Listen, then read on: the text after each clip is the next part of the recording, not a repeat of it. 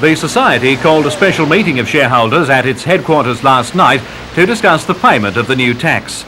The meeting voted unanimously for a 6-monthly charge to shareholders, even though the government must be paid monthly. The Managing Director of the Society, Mr Frank Wotherspoon, outlines just how the new tax will affect shareholders.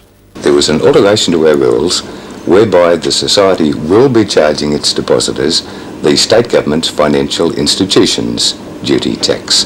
This represents 3 cents per $100 deposited, and in fact it will be shown as a deduction from the interest that is earned and passed on to the investor every 6 months. Well, will the interest to investors be lowered in view of the recent announcement about interest rates for borrowers? Yes, it will, of necessity. We haven't made a final decision as yet. The decision will be made on the 1st of next month, and from that date it will become effective. Well, with the borrowers' reduction in rates, does that mean that the period will be reduced or the actual repayments reduced? Which is going to happen? Right. There will be a reduction in the amount of repayments. I think this is important to people. If anybody wanted to pay at the old rate, of course that's their option. But no, in every case, the lower reductions will be available. So we wait till February now to find out... Exactly. Letters will be sent out to all of our borrowers very early next month.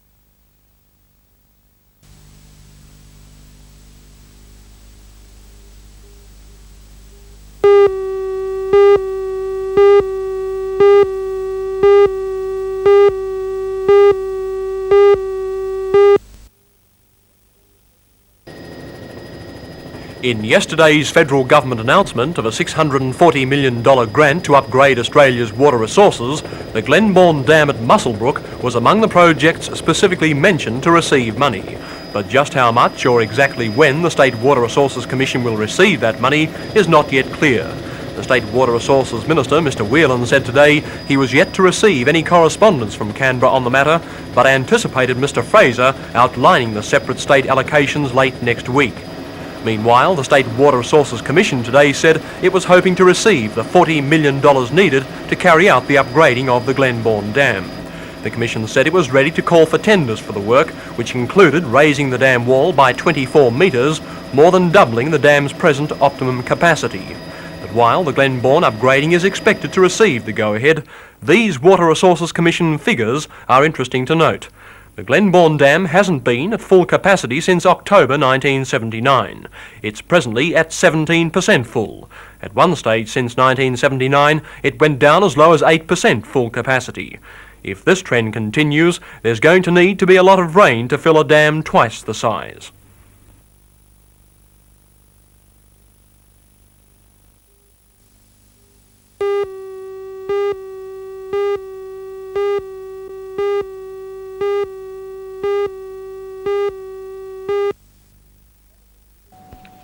Canada's ski star Horst Buehler moved into second place in the overall World Cup standings in a ski jump contest at Moritz, Switzerland. It was a triumphant return to the same slope where the 21-year-old broke a collarbone when falling after a record jump last year. This time Buehler cleared 90 and 89.5 metres on the 70-metre slope to take first place. He now has 130 points in the World Cup, behind the leader, Matti Nikkanen of Finland, on 157. Trailing fourth after the first jump because of poor style marks, Buehler outjumped his rivals the second time by a clear metre. Second today was Norway's Pia Bergerud. In third place was Pentti Kekkonen of Finland.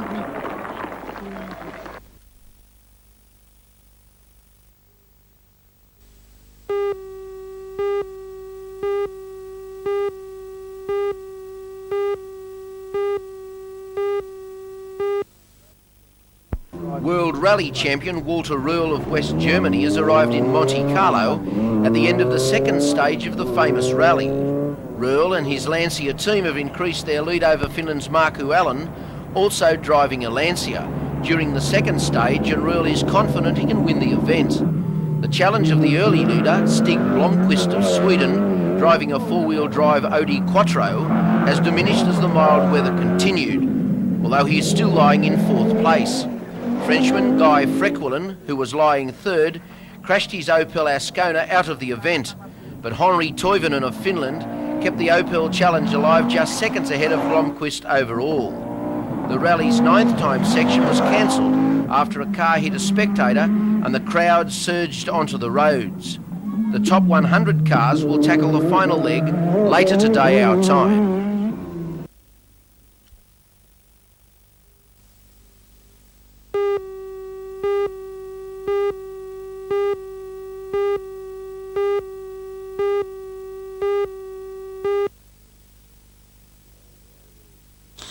I think we'll have a little, a little bit up our sleeve for them. I think they could be a pretty formidable outfit by the time I'm finished with them in about 2 weeks. Well, you've got an inside look at Parramatta, having coached their winning reserve grade side a year or two back. I guess you know the style of play with Parramatta and the quality of the players that Newcastle are going to play against. The best club side in the world, isn't it? Yeah, but everybody can get beat, and that's what I'm aiming for. And if we can get the support of Newcastle people behind our players, we'll do all right. Do you think Parramatta will come up with an idea in their mind that this is just an easy hit out before the Sydney competition starts, and that will be to our advantage? No, I don't think they will, because Jack Gibson's now full, and I think he's going to really wham it into us, and I think we've got something up our sleeve for him. Well, we did hear reports from Sydney that Jack Gibson's getting a little nervous about the fact that you were coaching the Newcastle side. He must have great respect, Mick, for your coaching. You've worked with him, haven't you? I don't think he'd get nervous. Jack hasn't a nervous bone in his body. But he's obviously going to take it seriously. Mate, they're fully conditioned. It was in the paper the other day that he's fully conditioned, and they're fully conditioned, and the best condition they've been in this time of the year, and so will our blokes. So it'll be fireworks.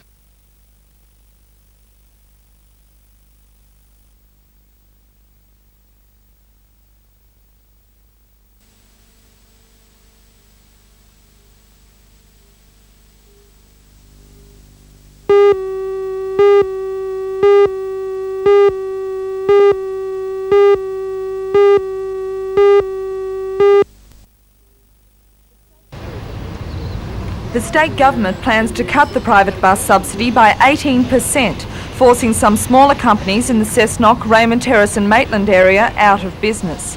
At the same time, it intends to increase subsidies to government buses by 30%. President of the Newcastle Bus and Coach Association, Mr Robert Hertogs, says his and other companies will have no alternative but to retrench workers. He says negotiations have been going on between the association and the government now for 5 months. It was brought up in August, and our association have been fighting vigorously to have the decision reversed and to enter into meaningful negotiations with the government. The government have now decided that as of next Wednesday, when school goes back, will be paid at this lesser level. I believe the TWU, which represents the bus drivers, is threatening to put a black ban on buses.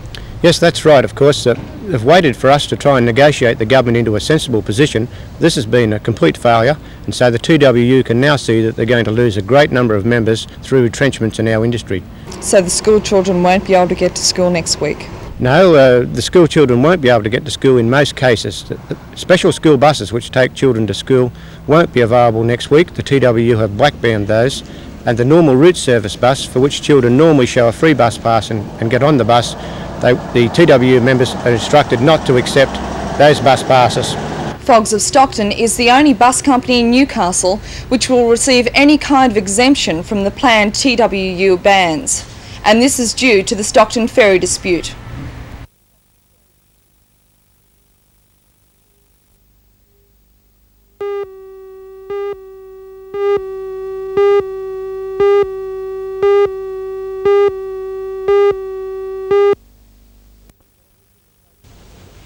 competitors in the State 505 Championships thoroughly enjoyed the blustery conditions today as the boats really got up and flew. It was also a great day for the Toronto club, with boats filling the first 3 places. Coming home in first spot, Lindy Lou, skippered by Terry Kerwood and crewed by Reg Click, showed a clean pair of hills to the rest of their opponents. In second place was a boat Macquarie, skippered by Gary Brunage and crewed by Greg Stevens. In third place, another new boat also, OD, skippered by Peter Howson and crewed by Alan Overton. Racing recommences tomorrow morning at 11 o'clock with 2 heats being sailed. Across the bay at Belmont, the Adams 10s were out in force. In the first heat this morning, For Sale, skippered by Tim Owens, won that particular race. And in second spot, Pistol, skippered by B. Tuckwell, and Movie Star was in third place, skippered by Alan Green. The afternoon sailing, 10 was in the lead, followed by The Bird, and in third spot, Pistol and For Sale were having a great tussle.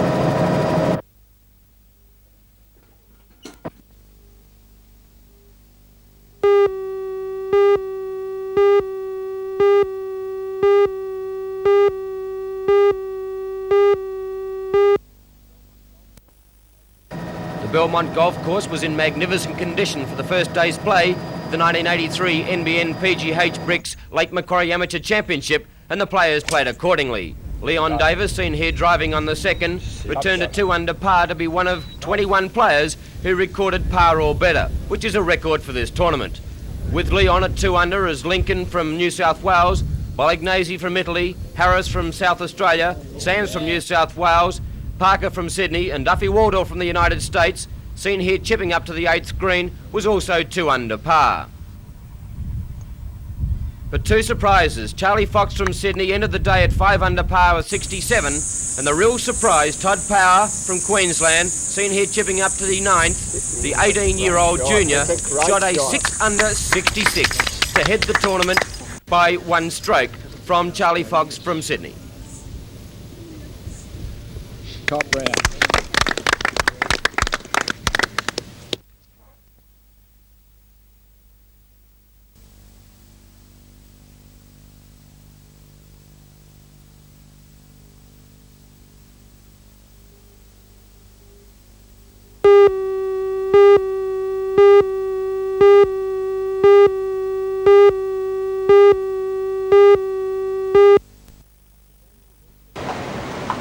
The bank will also stay open until 4 p.m. Mondays till Thursdays from the 1st of next month. The move to longer trading hours will be followed by most other major trading banks on the same day.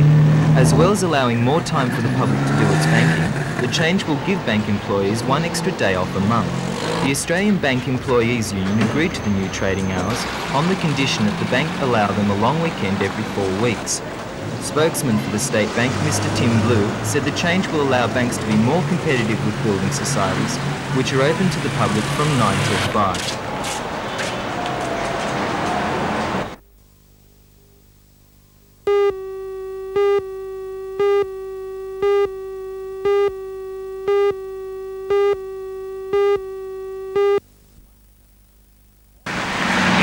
Just finished, 4,500 drivers have reported their cars missing. That's nearly 150 for every single day. Now, a Sydney firm, Prevent a Theft, says it's come up with a partial answer. Prevent a Theft is to enter a special number onto strategic parts and register that number in a computer bank. Windows are particularly good because the marking cannot be removed. If any effort was made to sell either the whole car or any major section of it, a check of the number will reveal the true owner. Prevent a Theft's director, Mr. Eric Higgs, says this could be arranged through car accessory dealers. All auto accessory shops, spare part shops, panel beating, spray painters. We hope to eventually involve in the Prevent a Theft program that should someone come into their premises and offer for sale a part that is identified with a Prevent a Theft number, they do have incentive by means of a $1,000 reward in the event of any information leading to the arrest of a car thief, and that is sufficient incentive for these people to ring Prevent a Theft on a hotline and check the title of that number. The NRMA is aware of the idea and thinks it does have some merit, according to Newcastle manager Mr. Rex Bauer. I can't really see that the joyrider, particularly at night, is going to be deterred. He's only in it for 10 minutes, half an hour, something like that. The man who steals it for a particular criminal job, he also not going to be deterred. But the man who looks for a car to convert, to sell, he's got an order for that particular type of vehicle, he's going to be the one. So yes, I would see that if this gets widely known and widely used, it's going to be a deterrent, an additional deterrent. It's not going to be the be-all and end-all, but it's certainly going to make some sort of impact.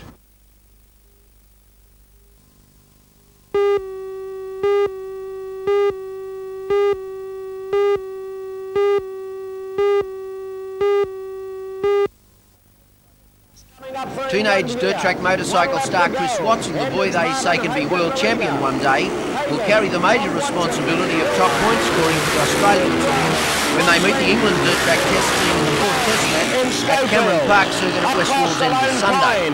The local side lead the 8 test series 2-1, following their win in the third test at Taree last weekend. After him, he's got him on the corner. When Watson's member of the host club Wallsend has ridden, the team has won. Watson gets excellent support from Kerry Bray from Queensland.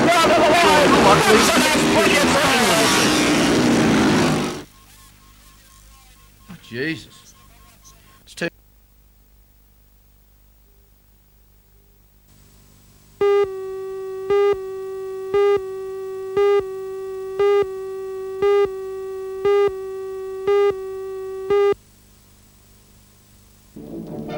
Bayes and Tierbach skated superbly to win the first gold medal at the Ice Skating Championships in Dortmund. The East Germans beat Valora and Vasiliev of the USSR into second place. They danced superbly throughout the pairs competition, and their free program was technically brilliant. Here's part of that program.